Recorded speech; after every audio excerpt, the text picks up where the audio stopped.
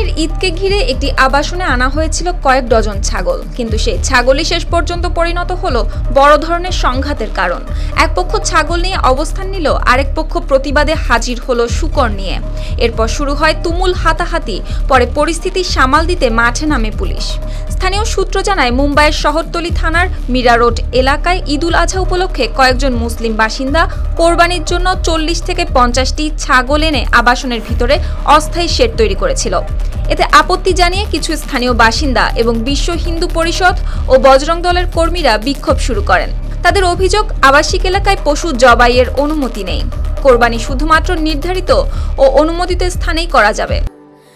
Sandalina so, রূপচর্চায় আভিজাত্য। আবাসনের নিয়ম লঙ্ঘন করে পশু রাখা হয়েছে এবং এতে স্বাস্থ্য ঝুঁকি তৈরি হতে পারে। পরিস্থিতি আরও উত্তপ্ত হয়ে ওঠে যখন প্রতিবাদকারীরা একটি শূকর নিয়ে আবাসনের সামনে উপস্থিত হয়। এরপর দুই পক্ষের মধ্যে বাকবিতণ্ডা শুরু হয়ে হাতাহাতিতে রূপ নেয়। সংঘর্ষে কয়েকজন আহত হয়েছে বলেও জানা গেছে।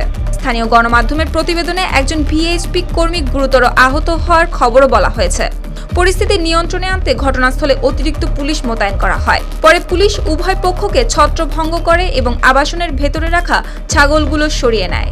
বর্তমানে এলাকায় কড়া নজরদারি চলছে এবং উভয় পক্ষের বিরুদ্ধে মামলা দায়ের করে তদন্ত চালানো হচ্ছে। সুপ্তি রায়, RTV।